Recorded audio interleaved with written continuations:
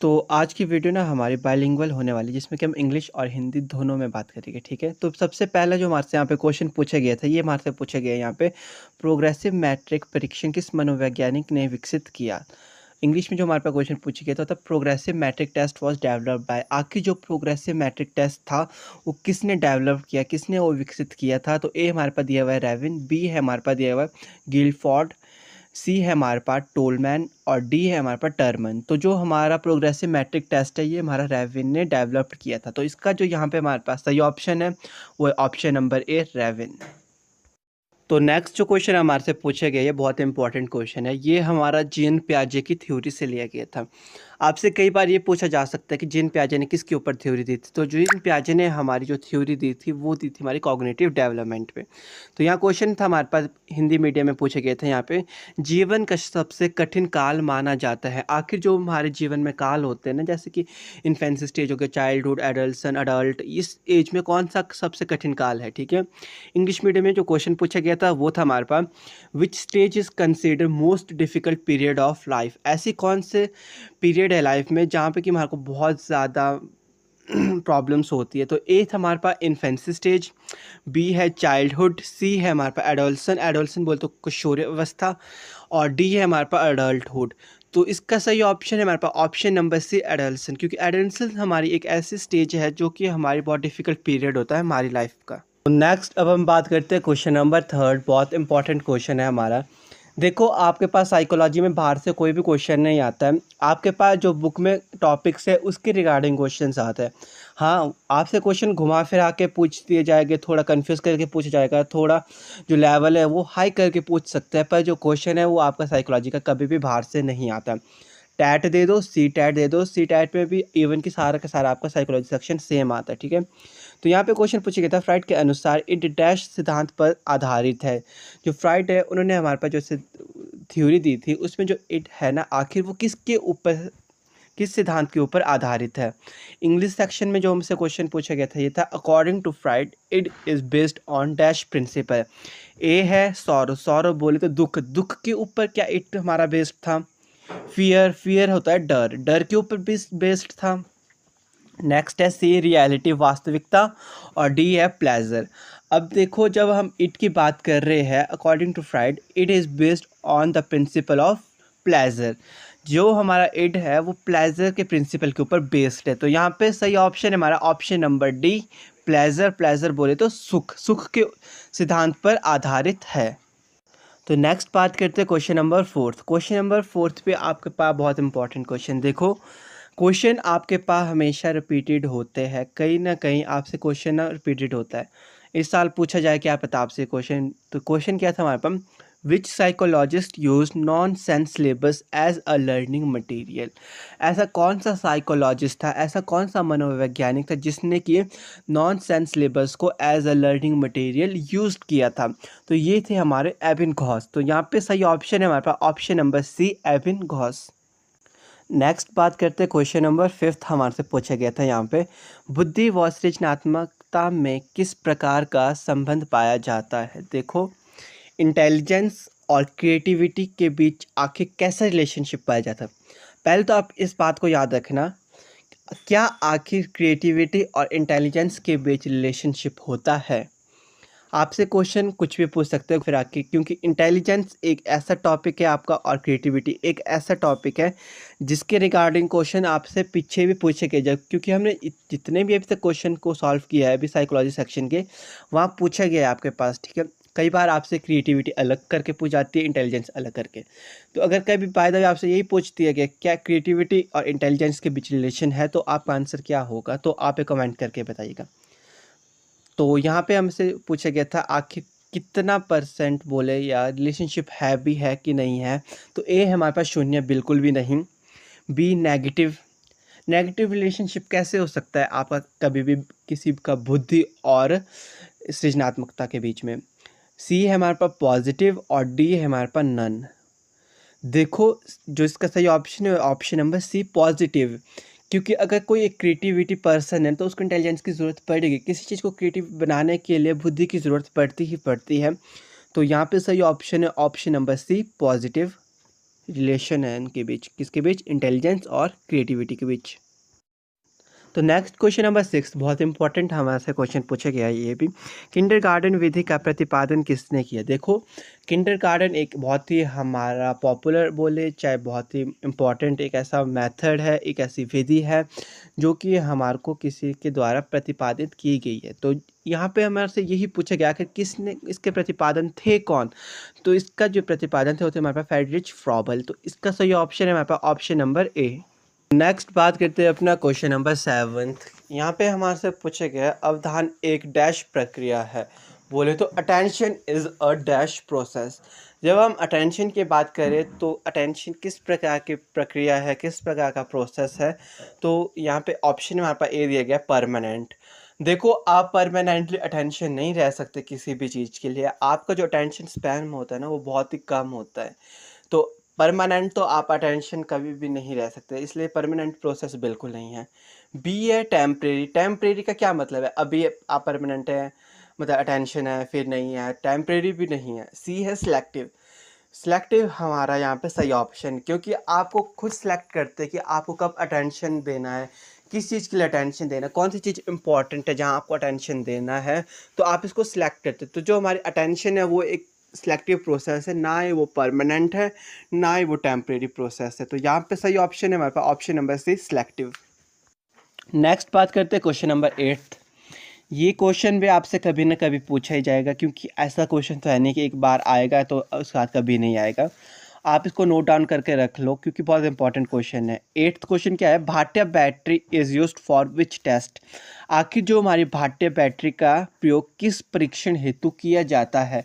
कौन सा टेस्ट है जिसके लिए भाट्य बैटरी हमारे को यूज़ करनी पड़ती है? ए है इंटेलिजेंस, बी है पर्सनैलिटी, सी है क्रिएटिविटी और डी है हमारे पास एटीट्यूड। तो भाट्य बैटरी का टेस्ट हमारा जो यूज्ड होता है वो हमारा इंटेलिजेंस टेस्ट के लिए यूज़ होता है। तो सही ऑप्शन है हमारे पास ऑप्शन नंबर ए इंटेलिजेंस। तो अब हम बात करते हैं नेक्स्ट क्वेश्चन नंबर 9 हमारे से पूछे गए थे। The most important objective of education is?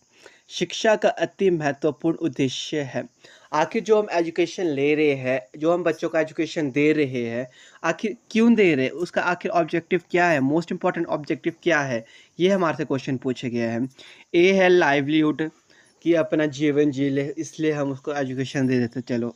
B है learning, writing and reading, reading और राइटिंग किस तरीके से की जाती है ये सिखाने के लिए हम उसे एजुकेशन दे रहे हैं।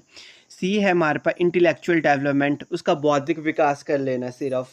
और डी है हमारे पास ऑल राउंड डेवलपमेंट, जो बच्चा है उसको पूरी तरीके से उसका डेवलपमेंट करना, वो चाहे इंटेलिजेंस का टेस्ट डेवलपमेंट करे, चाहे फिजिकली करे, चाहे मेंटली करे, चाहे सोशली करे, सब का डेवलपमेंट करना। तो जो हमारा मोस्ट इंपॉर्टेंट ऑब्जेक्टिव एजुकेशन का वो यही है, ऑल राउंड डेवलपमेंट। ना कि सिर्फ हमारा बौद्धिक का विकास कर लेना, लिखना पढ़ना ही सिर्फ बच्चे को आना चाहिए ये भी नहीं है, और वो सिर्फ जीवन ही जिए इसके लिए भी नहीं है। ताकि कि उसका पूरी तरीके से डेवलपमेंट होए, वो सब चीज़ों को अच्छे से समझे, किस तरीके से जीना है, किस तरीके से लाइफ को सर्वाइव करना है। तो इसलिए हमारा ऑल राउंड डेवलपमेंट होना भी ज़रूरी है। तो इसीलिए जो एजुकेशन का मोस्ट इंपॉर्टेंट ऑब्जेक्टिव वो है हमारा ऑल राउंड डेवलपमेंट। तो यहाँ सही ऑप्शन हमारा ऑप्शन नंबर डी। तो नेक्स्ट क्वेश्चन नंबर 10 हमारे से बहुत ही अच्छा क्वेश्चन पूछे गए यहाँ पे, कि आखिर Maslow theory of motivation is also known as? जो मैस्लो की थ्योरी आखिर वो और किस नाम से जानी जाती है? ए है थ्योरी ऑफ ड्राइव, बी है थ्योरी ऑफ नीड, सी है हमारे पास थ्योरी ऑफ इंटेलिजेंस और डी है हमारे पास थ्योरी ऑफ पर्सनैलिटी। जो मैस्लो की थ्योरी ऑफ मोटिवेशन है वो हमारी थ्योरी ऑफ नीड से भी जानी जाती है। तो यहाँ पे जो सही ऑप्शन है हमारे पास वो option number B theory of needs. तो नेक्स्ट अब हम बात करते हैं क्वेश्चन नंबर 11। बहुत ही अच्छा क्वेश्चन पूछा गया ये हमारे से यहाँ पे। Achievement, relationship, power are dash kind of motives? आखिर जो उपलब्धि है, संबंध है, शक्ति है, डैश प्रकार की अभिप्रेरक है। आखिर किस तरीके की मोटिव्स मिलती है इससे हमारे बच्चों को, ठीक है, किस प्रकार का है मोटिव्स है, किस काइंड का है? तो ए है बायोलॉजिकल, बी है एनवायरमेंटल, सी है इमोशनल और डी है साइकोलॉजिकल। तो इसका सही ऑप्शन है हमारे पास option number B environmental. Achievement, relationship, power are environmental kind of motives. तो इसका सही ऑप्शन क्या है? Option number B.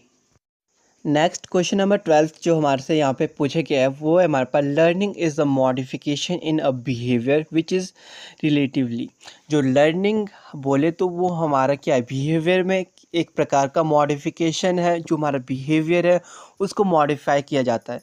तो वो किस तरीके का होता है? ए है टेम्परेरी, बी है हमारे पास परमानेंट, सी है कंट्रोल्ड और डी है अनकंट्रोल्ड। देखो, जब हमारे बिहेवियर में मॉडिफिकेशन हो गया लर्निंग के द्वारा, सीख के अधिगम के द्वारा हमने अपने बिहेवियर को मॉडिफाई कर दिया है, अच्छे से समझ लिया सब चीज़ों को, किस तरीके से लर्निंग हुई है हमारी, तो वो सब हमारा क्या है, परमानेंट है। क्योंकि हमने परमानेंटली जो हमारा बिहेवियर है वो तो चेंज हो चुका है, मॉडिफाई हो चुका है लर्निंग के द्वारा, अधिगम के द्वारा। जितना भी हमारा व्यवहार था वो तो परिवर्तित हो चुका है, तो वो हमारा परमानेंटली हो चुका है। तो जो ये यहाँ पे सही ऑप्शन है हमारे पास ऑप्शन नंबर बी, परमानेंट। तो नेक्स्ट बात करते हैं क्वेश्चन नंबर 13। बहुत ही इंपॉर्टेंट और बहुत ही रिपीटेड क्वेश्चन बोलेंगे इसको हम, क्योंकि यहाँ पे क्वेश्चन पूछा गया हमारे पास, child development is a product of interaction between heredity and dash. जो बालक का विकास हो रहा है वो आखिर किसके अंतक्रिया का परिणाम है? आनुवांशिकता व डैश। तो यहाँ पे ए ऑप्शन है फिजिकल डेवलपमेंट, बी है मेंटल डेवलपमेंट, सी है मोरल डेवलपमेंट और डी है एनवायरनमेंट। तो देखो, जब भी बच्चे की डेवलपमेंट होगी तो वो हमारा जो प्रोडक्ट का ऑफ इंट्रैक्शन होगी वो हमारी हेरिडिटी एंड एनवायरनमेंट की होगी। तो यहाँ पे सही ऑप्शन है हमारे पास ऑप्शन नंबर डी, एनवायरनमेंट। तो नेक्स्ट बात करते हैं क्वेश्चन नंबर 14। बहुत ही इंपॉर्टेंट क्वेश्चन है हमारा ये भी, इसको भी आप नोट डाउन कर देना, क्योंकि कई बार ना छोटे छोटे क्वेश्चन हम ऐसे ही छोड़ देते हैं। तो क्वेश्चन नंबर 14 हमारे से पूछा गया था यहाँ पे, who gave the concept of concrete abstract and social intelligence. आखिर मूर्त, अमूर्त और सामाजिक बुद्धि का सम प्रत्यय किसके द्वारा दिया गया था? किसने हमें कॉन्सेप्ट दिया था? ये तो ये हमारा थॉर्नडाइक का कॉन्सेप्ट था। थॉर्नडाइक ने हमें दिया था कॉन्क्रीट, एब्स्ट्रैक्ट और सोशल इंटेलिजेंस का कॉन्सेप्ट। तो यहाँ पे सही ऑप्शन हमारे पास option number A, Thorndike. Question है हमारा, बहुत ही इंपॉर्टेंट क्वेश्चन है ये हमारा, when two opposite motivations arise at the same time and when their satisfaction at the same time is called. जब दो ऑपोजिट मोटिवेशन एक ही टाइम पे उपलब्ध हो और हम उसको सेटिस्फाई करना चाहे सेम ही टाइम में, तो उसे क्या कहेंगे? ए है हमारे पास दिया हुआ फ्रस्ट्रेशन, और बी है हमारे पास दिया कॉन्फ्लिक्ट, सी है हमारे पास दिया हुआ मोटिवेशन और डी है हमारे पास स्ट्रेस। तो इसका सही ऑप्शन है हमारे पास ऑप्शन नंबर बी, कॉन्फ्लिक्ट। तो नेक्स्ट बात करते हैं अपना क्वेश्चन नंबर 16। ये हमारा पर्सनैलिटी से आया हुआ है। तो ये आपके पास फर्स्ट ईयर में फोर्थ यूनिट है जो पर्सनैलिटी वाले, जहाँ से आपके पास हर साल क्वेश्चन आते हैं। देखो, जो क्वेश्चन पेपर प्रीवियस ईयर के क्वेश्चन पेपर का ज़्यादातर मोटिव से यही होता है कि हमारे को ये पता चले आखिर किस तरीके के क्वेश्चन हमारे से पूछे जाते हैं और कौन सा टॉपिक हमारे पास रिपीटेड है। तो पर्सनैलिटी वाले एक ऐसा टॉपिक है जो रिपीटेड है, तो इसको आप अच्छे से तैयार करना। तो जो क्वेश्चन हमारे पास यहाँ पूछा गया था, which is not a personality test, कौन सा हमारा पर्सनैलिटी टेस्ट नहीं है? तो ए हमारे पास दिया हुआ था यहाँ पे रोशा टेस्ट, और बी है हमारे पास दिया हुआ 16 PF क्वेश्चनेयर, और सी है हमारे पास दिया हुआ टैट, और डी है हमारे पास दिया हुआ बिने साइमन स्केल। तो जो यहाँ पे सही ऑप्शन है हमारे पास वो है ऑप्शन नंबर डी, बिने साइमन स्केल। तो अब हम बात करते हैं अपना नेक्स्ट क्वेश्चन, क्वेश्चन नंबर 17 जो हमारे से पूछा गया था। यहाँ हमसे पूछा गया था, who gave the theory of psychological development. तो मनोवैज्ञानिक विकास का सिद्धांत किसने दिया? इस तरह के क्वेश्चन भी आपके पास बहुत बार पूछे गए कि आखिर किसने कौन सा सिद्धांत दिया है या किसके प्रतिपादन कौन है। तो ये वाला क्वेश्चन भी बहुत इंपॉर्टेंट है। तो जो हमारा साइकोलॉजिकल डेवलपमेंट की थ्योरी थी ये हमारे को एरिक्सन ने दी थी। तो यहाँ पे सही ऑप्शन है हमारे पास option number C, Erikson. Next question number 18 बहुत ही इंपॉर्टेंट क्वेश्चन है, इसको आप नोट डाउन कर लेना, क्योंकि इस तरीके के क्वेश्चन आपके पास पूछे जाते हैं। When was first psychological lab established in India? Bharat में प्रथम मनोवैज्ञानिक की प्रयोगशाला कब स्थापित हुई थी? तो ये हमारी हुई थी 1916 में। इसका सही ऑप्शन हमारे पास ऑप्शन नंबर बी, 1916। और यहीं से आपके पास एक और क्वेश्चन भी बन सकता है कि आखिर कहाँ पे स्थापित हुई थी सबसे पहले? तो ये हमारी कोलकाता में स्थापित हुई थी। जो हमारी फर्स्ट साइकोलॉजिकल लैब एस्टेब्लिशमेंट हुई थी, वो भी इंडिया की बात हो रही है, ये याद रखना आपको। इंडिया की बात हो रही तो 1916 में हुई थी और हुई थी हमारी कोलकाता में। तो नेक्स्ट बात करते हैं अपना क्वेश्चन नंबर 19th। ये हमारा चाइल्ड सेंटर्ड एजुकेशन वाला जो टॉपिक है, ये भी बहुत इंपॉर्टेंट टॉपिक है। जो इम्पॉर्टेंट टॉपिक है उसके बारे में आपको बता रहा हूँ, जिसकी पर्सनैलिटी वाला था हमारा, इसमें एक चाइल्ड सेंटर्ड वाला है, क्योंकि टॉपिक जो होते हैं ना उसके रिगार्डिंग क्वेश्चन आपसे पूछे जाते हैं। तो यहाँ पे जो क्वेश्चन पूछा गया है हिंदी मीडियम में हमारे पास, वो पूछा गया है, बाल केंद्रित शिक्षा का समर्थन निम्नलिखित में से किस विचारक द्वारा किया गया। आखिर जो चाइल्ड सेंटर्ड एजुकेशन थी वो किस थिंकर के द्वारा एडवोकेटेड की गई थी। तो क्वेश्चन जो हमारे से पूछा गया था इंग्लिश मीडियम में वो था, child centred education was advocated by which of the following thinker. तो जो हमारी चाइल्ड सेंटर्ड एजुकेशन थी वो हमारी दी गई थी जॉन डिवे ने। जो जॉन डिवे थे वो उसके समर्थन थे, उनके द्वारा एडवोकेटेड की गई थी। तो जो हमारा यहाँ पे सही ऑप्शन है वो है ऑप्शन नंबर डी।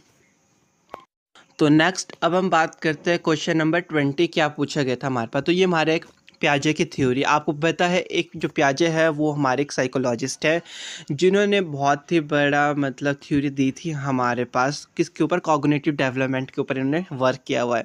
तो पियाजे की थ्योरी ही हमारी कॉग्निटिव डेवलपमेंट के ऊपर है हमारा। तो क्वेश्चन जो हमारे से पूछा गया यहाँ पे वो पूछा गया कि पियाजे which stage is related to abstract and logical thinking. आखिर पियाजे की कौन सी अवस्था मूर्त और तर्क चिंतन से संबंधित है। ए है हमारे पास सेंसरी मोटर स्टेज। देखो सेंसरी मोटर स्टेज नहीं है, क्योंकि सेंसरी मोटर स्टेज में बच्चा क्या है अपने सेंसेस के थ्रू समझता है। जैसे कि आप सभी को पता है कि हमारी 5 सेंसेस है जो कि मेनली है, वैसे 6 है, पर जो 5 से मेन सेंसेस है उसके थ्रू जो बच्चा है सबसे पहले चीज़ों को समझता है। और लॉजिक वगैरह तो बिल्कुल नहीं होता, क्योंकि ये वाली अवस्था ही हमारी बर्थ से लेकर 2 साल तक की होती है। नेक्स्ट बात करें तो प्री ऑपरेशनल स्टेज। इस स्टेज में भी जो बच्चा है वो एब्स्ट्रैक्ट और लॉजिकल थिंकिंग के बारे में नहीं सोचता है, बल्कि इस स्टेज में सिर्फ बच्चा क्या है, लैंग्वेज को डेवलप करता है और ईगोसेंट्रिक हो जाता है थोड़ा इस स्टेज में बच्चा। और जो इसकी स्टेज है ये चलती है हमारी 2 से लेकर 7 वर्ष तक की होती है। सी है हमारे पास दिया हुआ फॉर्मल ऑपरेशनल स्टेज। हाँ जी, जो फॉर्मल ऑपरेशनल स्टेज है यहाँ पे बच्चा हमारा एब्स्ट्रैक्ट और लॉजिकल थिंकिंग थोड़ी बहुत उसकी स्टार्ट हो जाती है। और डी है हमारे पास दिया हुआ कॉन्क्रीट ऑपरेशनल स्टेज। इस स्टेज में क्या है, बच्चा कॉन्क्रीट चीज़ों के बारे में समझता है, हाइपोथेसिस के बारे में समझता है, ऑल राउंड डेवलपमेंट हो जाती है। जो हमारी फॉर्मल ऑपरेशनल स्टेज है ना, यहाँ पे जो बच्चा है तो वो एब्स्ट्रैक्ट और लॉजिकल थिंकिंग के बारे में समझता है। तो इसका सही ऑप्शन है हमारे पास ऑप्शन नंबर सी। तो नेक्स्ट अब हम बात करते हैं क्वेश्चन नंबर 21। यहाँ पे आईक्यू टेस्ट के बारे में पूछेंगे। आईक्यू टेस्ट के रिगार्डिंग आपके पास हर साल क्वेश्चन आते हैं। कई बार आपसे फार्मूला पूछा जाता है, कई बार आपको आईक्यू निकालने को बोला जाता है, या कुछ भी आपको क्वेश्चंस में दिया जाता है फार्मूला के रिगार्डिंग आपको निकालने के लिए। तो यहाँ पे हमारे से पूछा ही गया था क्वेश्चन नंबर 21 में, a child of 16 years score 75 in IQ test, his mental age will be dash year. क्या एक बच्चा है जिसकी आयु कितनी है, 16 वर्ष है। बच्चे की जो आयु है वो हमारे को दे रखी है 16 वर्ष, और जिसकी बुद्धि लब्धि बोले आईक्यू है वो है हमारे पास 75। और निकालने को क्या बोला हमारे पास यहाँ पे, मेंटल एज निकालने को बोली है। तो इसको हम एक फार्मूले के थ्रू समझेंगे। तो आइए वीडियो में समझते हैं। तो हमारे पास एक फार्मूला है, वो है आईक्यू टेस्ट निकालने का। जो आईक्यू टेस्ट कैसे निकलता है, आईक्यू टेस्ट निकलता है हमारा IQ equal to MA upon CA into 100। MA क्या है हमारा मेंटल एज, और CA हमारा क्रॉनिकल एज। अब देखो जो हमारे को क्वेश्चन में पूछा गया निकालने को, वो पूछा गया है हमारे पास मेंटल एज। बच्चे की क्या निकालनी है हमारे को, मेंटल एज कितनी है। तो IQ हमारे पास दे रखा है 75। कई बार आपको IQ निकालने को बोलते तो MA दे रखा होता है, तो मेंटल एज दे रखी होती है, पर यहाँ पे हमारे को मेंटल एज निकालनी है। तो हमारे IQ दे रखा है कितना, 75 इक्वल टू MA बोले तो मेंटल एज हमारे को निकालनी है, तो ये हम MA लिखेंगे अपॉन 16। जो क्रॉनिकल एज थी वो हमारे को दे रखी थी 16, बच्चे की जो क्रॉनिकल एज है, इंटू 100। अब हम MA को अरे ला लेंगे और 75 इंटू 16 अपॉन 100 हो जाएगा। जब हम 75 को 16 से मल्टीप्लाई करेंगे तो ये हमारा बनता है 1200 अपॉन 100। तो डिवाइड करने पे 0 से 0 कैंसिल हो गए, तो हमारे पास बच के नॉर्मली 12। तो जो हमारे पास आंसर आया है वो है 12। इसका मतलब जो एक बच्चे की मेंटल एज है यहाँ पे वो हमारे पास 12 वर्ष है, और जो उसकी क्रॉनिकल एज है वो है उसकी 16 वर्ष। तो जो हमारे पास क्वेश्चन नंबर 21 का सही ऑप्शन आया है वो ऑप्शन नंबर सी 12 ईयर। तो बच्चे की मेंटल एज है हमारे पास 12 ईयर्स। अब बात करते हैं अपना नेक्स्ट क्वेश्चन, क्वेश्चन नंबर 22। ये हमारा सीसीई से आया हुआ है, बहुत ही इंपॉर्टेंट टॉपिक है आपके पास सीसीई। तो यहाँ पे क्वेश्चन हमारे पास पूछा गया था, which of the following evaluation comes in the continuous and comprehensive evaluation. आखिर कॉन्टिन्यूस एंड कॉम्प्रिहेंसिव इवेल्युएशन के अंदर कौन सी चीज़ आती है हमारे पास, जो नीचे दिए हुए फॉलोइंग में, ठीक है। ऑप्शन नंबर ए है हमारे पास दिया हुआ ओनली फॉर्मेटिव असेसमेंट, सिर्फ फॉर्मेटिव असेसमेंट से आती है। बी है हमारे पास दिया हुआ ओनली सुमेटिव असेसमेंट, क्या सिर्फ सुमेटिव असेसमेंट से आती है। सी है हमारे पास neither formative assessment nor summative assessment, ना ही फॉर्मेटिव असेसमेंट आती है ना ही सुमेटिव असेसमेंट आती है, ऐसा तो हो ही नहीं सकता। कॉन्टिन्यूस एंड कॉम्प्रिहेंसिव इवैल्यूएशन में फॉर्मेटिव और सुमेटिव असेसमेंट ना हो, ये बिल्कुल भी नहीं है। और डी है हमारे पास दिया हुआ बोथ फॉर्मेटिव एंड सुमेटिव असेसमेंट, तो ये हमारा सही ऑप्शन है, ऑप्शन नंबर डी। क्योंकि कॉन्टिन्यूस एंड कॉम्प्रिहेंसिव इवैल्यूएशन के अंदर दोनों चीज़ें आती है, वो चाहे हमारी फॉर्मेटिव असेसमेंट्स हो चाहे सुमेटिव असेसमेंट्स हो। तो नेक्स्ट बात करते हैं अब हम, traits of gifted students are. जो प्रतिभाशाली विद्यार्थी होते हैं आखिर उनके किस प्रकार के गुण होते हैं। ये वाला क्वेश्चन भी आपका ऐसा नहीं है कि जो बाहर से आया हुआ है, ये वाला क्वेश्चन भी आपके पास HP टेट में बहुत बार पूछा जाता है। और साथ ही साथ जो ये क्वेश्चन है आपका, ये आपके पास सेकेंड ईयर में है, गिफ्टेड स्टूडेंट्स के बारे में वहाँ पे बात हुई हुई है। जो प्रतिभाशाली बच्चे होते हैं आखिर वो किस प्रकार के होते हैं। ए हमारे पास दिया हुआ यूज़ मोर कॉमन सेंसेस, जो उनकी सामान्य बुद्धि का वो अधिक प्रयोग करते हैं, बिल्कुल सही बात है।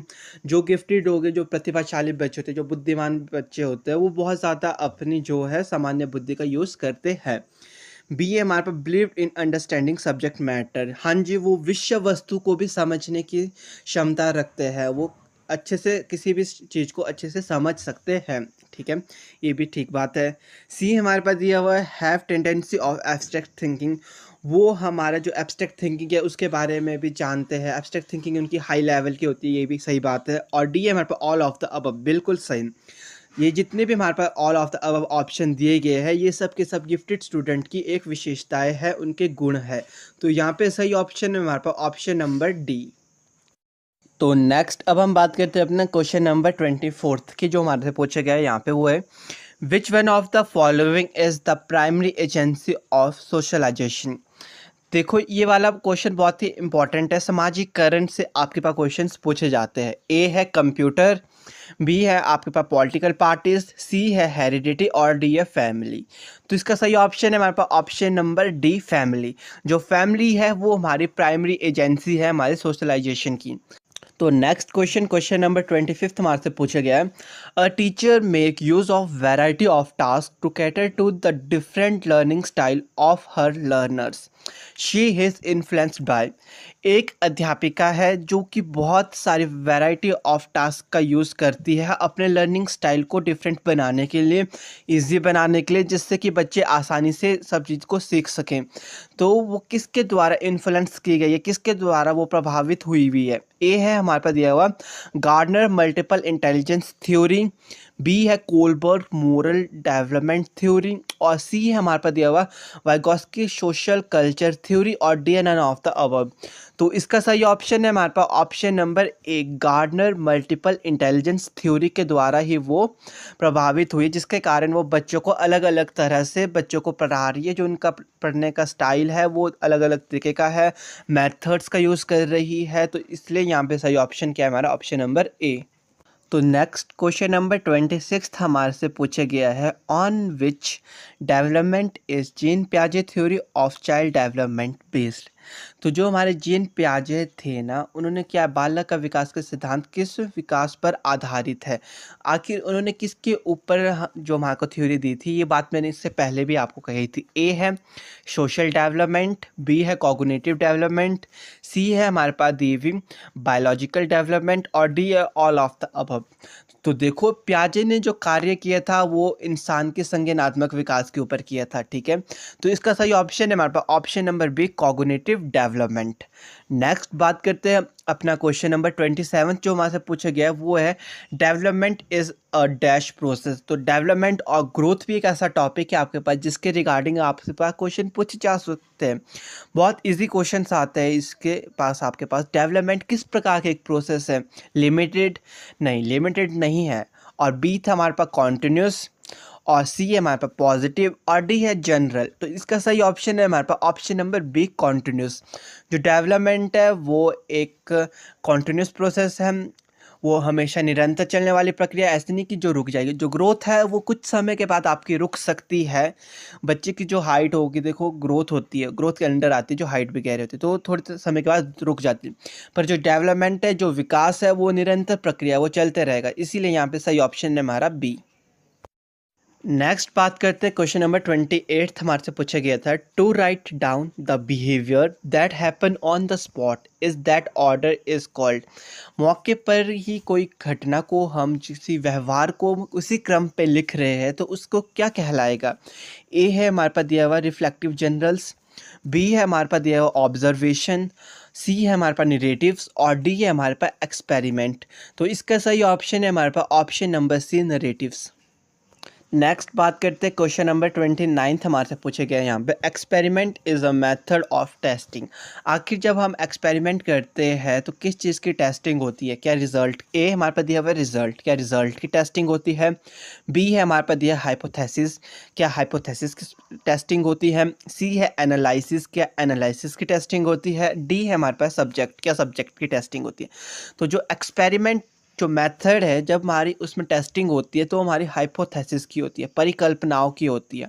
तो यहाँ पे सही ऑप्शन है हमारे पास option number B hypothesis. Question पूछा गया था हमारे से, वो था किसने कहा दो बालकों में समान मानसिक योग्यताएं नहीं होती। देखो किसने कहा वाले क्वेश्चन आपका रिपीटेड होते हैं, हर साल पूछे जा रहे। तो एक ऐसा टॉपिक है, ये किसने कहा वाला एक टॉपिक ही बोल सकते हैं इसको, कि यहाँ से क्वेश्चन आ रहे तो आप इनको लिखा करना कि किसने कहा दो बालकों में समान मानसिक योग्यता नहीं होती है। ए हरलॉक, बी सोरेनसन और सी है हमारे पास वुडवर्थ और डी है क्रो एवं क्रो। तो जो हमारे को ये कहा था कि ना दो बालकों में समान मानसिक योग्यता नहीं होती है, तो हमारे ये हरलॉक ने कहा था। तो इसका जो सही ऑप्शन है वो है हमारे पास ऑप्शन नंबर ए हरलॉक। तो नेक्स्ट बात करते हैं क्वेश्चन नंबर 2, बहुत ही इंपॉर्टेंट टॉपिक है ये हमारा, ठीक है। छात्रों में चोरी की आदत को कैसे दूर किया जा सकता है। देखो कई बार क्या होता है, जो छोटे बच्चे होते हैं ना वो चोरी करने की आदत में फंस जाते हैं। वो हमारा हेरिडिटी, एनवायरमेंटल फैक्टर कुछ भी हो सकता है, ठीक है। ये भी पूछा जाता है कि चोरी करने में जो आदत में हो जाती है तो वो फैक्टर क्या है, वो हमारा हेरिडिटी और एनवायरमेंटल फैक्टर दोनों आते हैं। और यहाँ पे पूछा गया था कि जो आदत है उसको हम दूर कैसे कर सकते हैं। ए है हमारे पास पारितोषिक देकर, बी है उदाहरण देकर, सी है ताड़ना देकर और डी है हमारे पास सजा देकर। देखो जो ये सजा और ताड़ना देकर, ये तो बिल्कुल ही नहीं हो सकता। आप सजा दोगे तो बच्चा ढीठ बनेगा, ना कि वो सुधरेगा, ठीक है। और पारितोषिक देकर भी नहीं हो सकता। हाँ, उदाहरण देकर बच्चा सुधर सकता है। आप किसी महान व्यक्ति का उदाहरण दे दो, कोई अच्छे साइंटिस्ट का उदाहरण दे दो, कोई अच्छे नेताओं का उदाहरण दे दो, तो बच्चा सुधर सकता है। या कोई ऐसे व्यक्ति का उदाहरण भी दे सकते हो जो उसने चोरी की होगी और उसके बारे में बताओ कि आखिर जो चोरी किया है उसको, फिर चोर को क्या होता है उसके साथ, उसको पुलिस ले जाती है, बाद में उसका कैसी लाइफ होती है। तो आप उससे को उदाहरण दे करके सुधार सकते हो। नेक्स्ट बात करते हैं क्वेश्चन नंबर 3 की। हमारा निदान कहते हैं ए अधिगम, बी शिक्षण, सी कठिनाइयों का पता लगाना और डी इनमें से कोई नहीं। तो जो इसका सही ऑप्शन है वो है ऑप्शन नंबर सी कठिनाइयों का पता लगाना। नेक्स्ट बात करते हैं क्वेश्चन नंबर 4 की। जो शिक्षा मनोवैज्ञानिक सहायक है, जो एजुकेशनल साइकोलॉजी है, वो हमारे को किसके लिए हेल्प करती है। ए स्वयं को समझने के लिए, मतलब अपने बारे में समझना, क्या हमारे बारे में, ठीक है। बी है बालकों को समझने में, जो बच्चे हैं उनके बारे में समझना।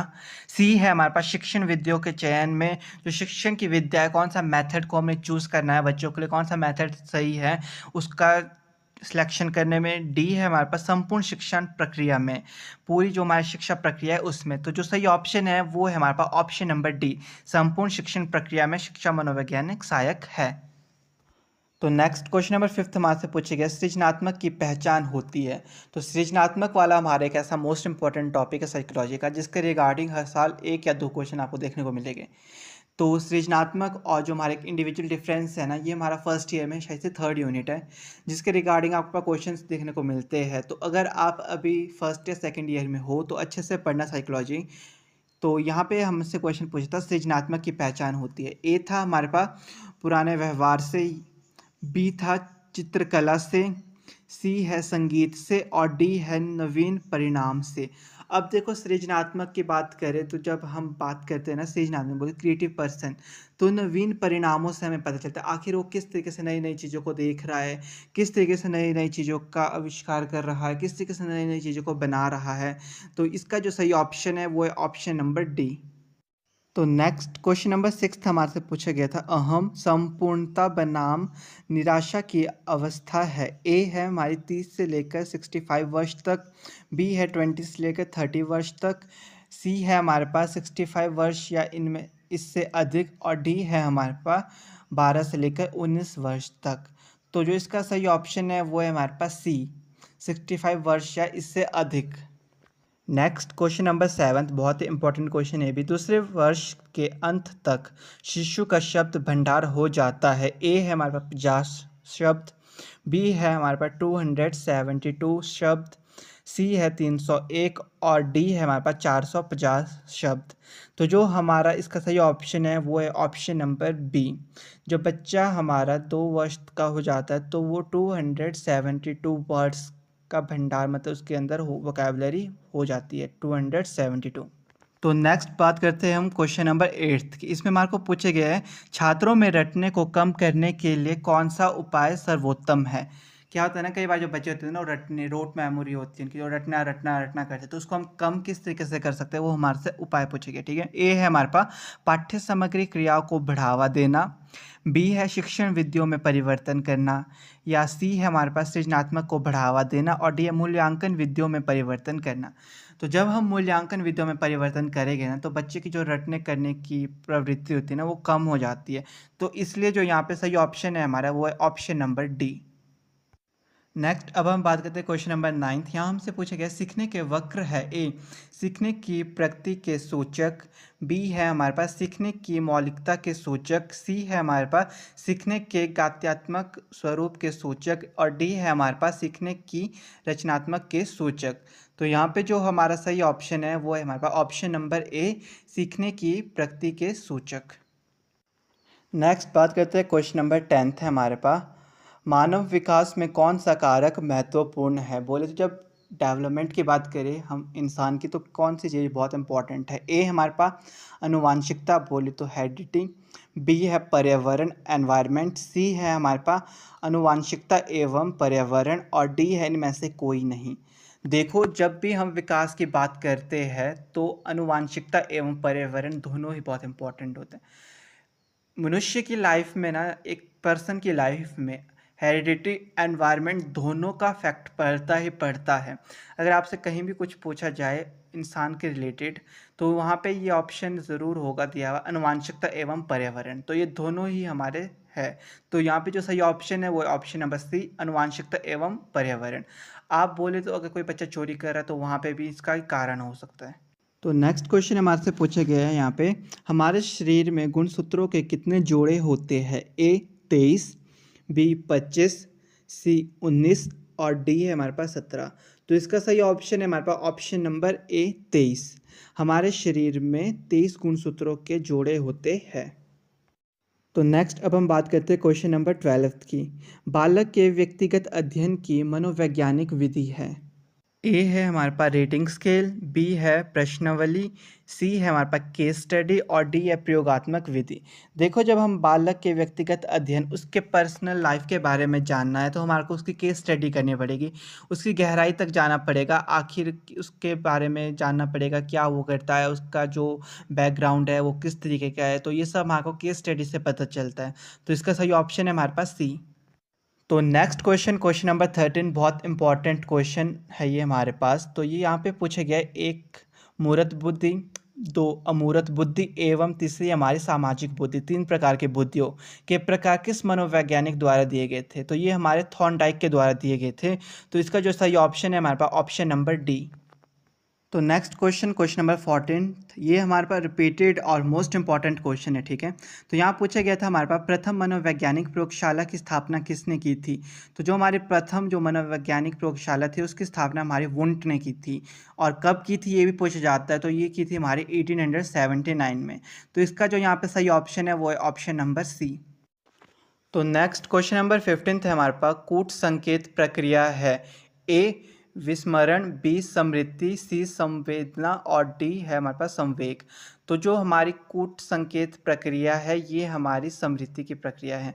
तो इसका सही ऑप्शन है हमारे पास ऑप्शन नंबर बी, स्मृति से आया हुआ है। तो आपका ये साइकोलॉजी में सेकेंड ईयर में बहुत ही मोस्ट इंपॉर्टेंट टॉपिक है एक मेमोरी वाला, जो कि स्मृति के रिगार्डिंग क्वेश्चन आपके पास हर साल पूछे जाते हैं। 2 क्वेश्चन या 3 क्वेश्चन पूछे ही जाते हैं, तो बहुत इंपॉर्टेंट टॉपिक है, आप इसको अच्छे से पढ़ के ना। और ये भी बहुत इंपॉर्टेंट क्वेश्चन, क्योंकि ये क्वेश्चन रिपीटेड है, तो आप इसको भी याद रखने। एक क्वेश्चन जो आपसे पूछा गया ये है समचयन समृद्धि की प्रक्रिया है। जो हमारी समचयन समृद्धि है ना, उसकी कौन सी प्रक्रिया है ये, ठीक है। ए हमारे पास दिया गया प्रथम, बी द्वितीय, सी तृतीय, डी चतुर्थ। तो जो इसका सही ऑप्शन है वो हमारे पास ऑप्शन नंबर बी द्वितीय, समचयन समृद्धि की द्वितीय प्रक्रिया है। तो अब हम बात करते हैं अपना नेक्स्ट क्वेश्चन नंबर 17 हमारे से पूछा गया था, प्रेरणा की आवश्यकताओं का अनुक्रम सिद्धांत किसका है। तो जो ये हमारा सिद्धांत है ये हमारा मैस्लो का। तो इसका यहाँ पे जो सही ऑप्शन है वो है हमारे पास ऑप्शन नंबर ए। तो नेक्स्ट बात करते हैं क्वेश्चन नंबर 18 हमसे पूछा गया यहाँ पे, बुद्धि एवं सृजनात्मक में प्राय किस प्रकार का संबंध पाया जाता है। ए है हमारे पास दिया विधेयात्मक, बी है निषेधात्मक, सी है हमारे पास शून्य और डी है उपरोक्त सभी। उपरोक्त सभी तो नहीं होगा और शून्य भी नहीं होता, ठीक है। तो इसका जो सही ऑप्शन है वो है हमारे पास ऑप्शन नंबर ए। तो नेक्स्ट बात करते हैं अपना क्वेश्चन नंबर 19। ये बहुत ही इंपॉर्टेंट क्वेश्चन है आपके पास, ठीक है, क्योंकि बाल अपराध से ना आपके पास बहुत सारे क्वेश्चन पूछे जाते हैं, इवन कि हर साल क्वेश्चन पूछे जाते हैं। ये ऐसे कुछ टॉपिक्स होते हैं जिसके बारे में आपको बता दें, जैसे स्मृति एक मेमोरी वाला टॉपिक है, वहाँ से रिगार्डिंग आपके पास हर साल 2-3 क्वेश्चन पूछ जाते हैं। बाल अपराध वाला ये टॉपिक है, यहाँ से आपके पास हर साल 1-2 क्वेश्चन पूछे जाते हैं। तो यहाँ जो हमसे क्वेश्चन पूछा गया है वो है हमारे पास बाल अपराध कैसा व्यवहार है। आखिर जो बच्चे वो अपराध करते हैं, जो छोटे छोटे बच्चे, वो किस तरह का व्यवहार होता है, ठीक है। तो यहाँ पे एक और क्वेश्चन भी आपका बन जाता है कई बार कि बाल अपराध का कारण क्या है। तो ये हमारा सामाजिक भी हो सकता है, एनवायरनमेंट भी हो सकता है, हेरिडिटी। तो ज़्यादातर इसका जो सही ऑप्शन होता है वो होता है हमारा एनवायरनमेंट एंड हेरिडिटी फैक्टर, ठीक है। तो यहाँ पे हमसे पूछा गया था कि बाल अपराध कैसा व्यवहार है, ठीक है। तो हमारा जो बाल अपराध है ना वो हमारा समाज विरोधी व्यवहार है। तो यहाँ पे सही ऑप्शन है हमारे पास ऑप्शन नंबर ए, समाज विरोधी। तो नेक्स्ट क्वेश्चन नंबर 20 हमारे से बहुत ही अच्छा क्वेश्चन पूछा गया, क्रियाकलाप तकनीक है जो हमारा एक्टिविटी बेस्ड मेथड है, आखिर वो किस तरह का मेथड है। ए है हमारे पास कक्षा केंद्र, क्या वो जो क्लास सेंटर्ड है, बी है हमारे पास अध्यापक केंद्र बोलते टीचर सेंटर्ड, और सी है विषय केंद्र सब्जेक्ट सेंटर्ड, और डी है हमारे पास विद्यार्थी केंद्र मतलब चाइल्ड सेंटर्ड। अब देखो जब हम एक्टिविटी करा रहे हैं तो वहाँ पे जो भी हमारी एक्टिविटीज़ हो रही है वो हमारे बच्चों को ध्यान पे रख के होती है, ठीक है। ना विषय को ध्यान में रखा जाता है, ना अध्यापक को, ना कक्षा को, वहाँ पे सिर्फ विद्यार्थियों को बीच में रखा जाता है। तो इसका सही ऑप्शन है हमारे पास विद्यार्थी केंद्रित। तो नेक्स्ट क्वेश्चन नंबर 21 हमसे पूछा गया था यहाँ पे, वुडवर्थ के SOR मॉडल में ओ का क्या तात्पर्य है। किसके मॉडल की बात हो रही है हमारे यहाँ पे, वुडवर्थ के, ठीक है। ए है हमारे पास दिया हुआ यहाँ पे उद्दीपक, बी है प्राणी, सी है अनुक्रिया और डी है हमारे पास व्यवहार। तो जो हमारा वुडवर्थ का SOR मॉडल में ओ का तात्पर्य था हमारा प्राणी से। तो इसका जो सही ऑप्शन है वो है हमारे पास ऑप्शन नंबर बी, प्राणी। तो नेक्स्ट बात करते हैं अपना क्वेश्चन नंबर 22 हमारे से पूछा गया था, यहाँ विकास एक प्रक्रिया है। ग्रोथ डेवलपमेंट वाला टॉपिक भी इम्पॉर्टेंट है। आपने बस ऐसा याद रखना जो आपके इम्पॉर्टेंट टॉपिक है ना उसके रिगार्डिंग आपको थोड़ा उसके बारे में पढ़ना है। जैसे कि हमारा ग्रोथ और डेवलपमेंट हो गया, मेमोरी के रिगार्डिंग आपसे क्वेश्चन पूछा जाता है, और जो बच्चे बाल अपराध होता है वहाँ से क्वेश्चन पूछे जाते हैं। ऐसे जो क्वेश्चन जो हर साल रिपीटेड हो रहे हैं वो आपको देखना होता है, ठीक है। तो यहाँ पूछा गया था विकास एक प्रक्रिया, जो हमारा डेवलपमेंट है वो किस प्रकार की प्रक्रिया। ए है हमारे पास खंडित, बी निरंतर, सी है पूर्ण और डी है अपूर्ण। हम जो हमारी डेवलपमेंट है उसको ना हम पूर्ण बोल सकते हैं ना हम उसको अपूर्ण बोल सकते हैं, क्योंकि किसको पता कि आपकी पूरी तरीके से डेवलपमेंट हो चुकी है या नहीं हुई है। तो अगर बात करें निरंतरता तो वो हम बोल सकते हैं, क्योंकि विकास एक निरंतर प्रक्रिया है। विकास जो हमारी डेवलपमेंट है वो हमारी कंटिन्यूस होते रहती है, वो चलते रहती है, वो बचपन से लेकर आप जब तक मरते नहीं हो तब तक जो आपकी डेवलपमेंट है वो निरंतर चली रहेगी। तो सही ऑप्शन है यहाँ पे बी। तो नेक्स्ट अब हम बात करते हैं क्वेश्चन नंबर 23 हमारे से पूछा गया था यहाँ पे, व्यवहारिकवाद पाठशाला का प्रतिपादन किया है। जो हमारी व्यवहारिकवाद पाठशाला है ना उसका प्रतिपादन आखिर किसने किया था। तो इसका जो प्रतिपादन किया था वो हमारा JB वॉटसन ने किया था। तो यहाँ पे हमारा सही ऑप्शन है ऑप्शन नंबर ए, JB वॉटसन। नेक्स्ट अब बात करते हैं क्वेश्चन नंबर 24, ये भी बहुत इंपॉर्टेंट क्वेश्चन है आपका, प्रत्येक पितरक में बना होता है? ए है हमारे पास डीएनए, बी है आरएनए और सी है हमारे पास गुणसूत्र और डी है सभी में। तो इसका जो सही ऑप्शन है वो है ऑप्शन नंबर ए डीएनए।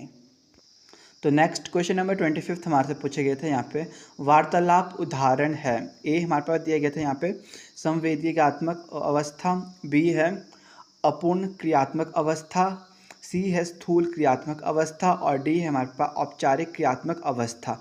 तो जो हमारा वार्तालाप है वो हमारा उदाहरण है स्थूल क्रियात्मक अवस्था का। तो यहाँ पे हमारा सही ऑप्शन है ऑप्शन नंबर सी। तो नेक्स्ट बात करते हैं अपना क्वेश्चन नंबर 26। ये थोड़ा लॉजिकल क्वेश्चन भी है आपके लिए। इसमें यहाँ पे पूछे गए हमारे पास शारीरिक विकास का क्षेत्र है। ए हड्डियों का विकास, बी है हमारे पास स्नायु मंडल का विकास और सी है हमारे पास मांसपेशियों का विकास, डी है इन सभी का। तो जब हम शारीरिक विकास की बात करें तो हमारा इन सभी का विकास होगा, हमारा हड्डियों का विकास होगा, हमारा मांसपेशियों का होगा, स्नायु मंडल का विकास होगा। तो इसका सही ऑप्शन है हमारे पास ऑप्शन नंबर डी इन सभी का। तो नेक्स्ट बात करते हैं अपना क्वेश्चन नंबर 27 हमारे से पूछा गया था यहाँ पे स्वायत्ता बनाम लज्जा एवं शक की अवस्था है। ए हमारे पास 0 से लेकर 1 वर्ष, बी है हमारे पास 4 से लेकर 6 वर्ष, सी है हमारे पास 2 से लेकर 3 वर्ष और डी है हमारे पास 11 से लेकर 12 वर्ष। तो जो इसका सही ऑप्शन है वो है हमारे पास ऑप्शन नंबर सी 2 से लेकर 3 वर्ष। तो नेक्स्ट बात करते हैं क्वेश्चन नंबर 28 हमारे पास पूछे गए थे यहाँ पे जीववाद प्रवृत्ति बालक में किस अवस्था में पाई जाती है। ए है हमारे पास इड, बी है अहम और सी है हमारे पास परा अहम, डी इन सभी में। तो इसका सही ऑप्शन है हमारे पास ऑप्शन नंबर ए इड। तो नेक्स्ट बात करते हैं क्वेश्चन नंबर 29 हमारे से पूछे गए यहाँ पे वास्तविकता के गुण पाए जाते हैं। ए है हमारे पास अमीर के बच्चों में, बी है गरीब के बच्चों में, सी है हमारे पास सृजनशील बच्चों में और डी है हमारे पास सामान्य बच्चों में। तो जब वास्तविकता की बात करें तो ये हमारे जो गुण होते हैं ये हमारे सृजनशील बच्चों में पाए जाते हैं। तो इसका सही ऑप्शन है हमारे पास ऑप्शन नंबर सी। नेक्स्ट बात करते हैं लास्ट क्वेश्चन जो कि हमारा साइकोलॉजी सेक्शन का पूछा गया था यहाँ पे किसने विस्मरण पर प्रयोग किया। ए है हमारे पास एबिंगहॉस, बी है हमारे पास वुडवर्थ और सी है हमारे पास स्टाउट और डी है इन में से कोई नहीं। तो इसका सही ऑप्शन है हमारे पास ऑप्शन नंबर ए एबिंगहॉस। तो आज की वीडियो में बस इतना ही, मिलते हैं अपने नेक्स्ट वीडियो में एक नए टॉपिक के साथ। तो आशा है कि आज की वीडियो आप सबके लिए बहुत हेल्पफुल रही होगी। तो अगर वीडियो थोड़ी भी अच्छी लगी होगी तो वीडियो को प्लीज़ लाइक शेयर कर देना और साथ ही साथ चैनल को सब्सक्राइब कर देना, क्योंकि इसी चैनल पे आपको HPTET की सारी प्रिपरेशन करा दी जाएगी।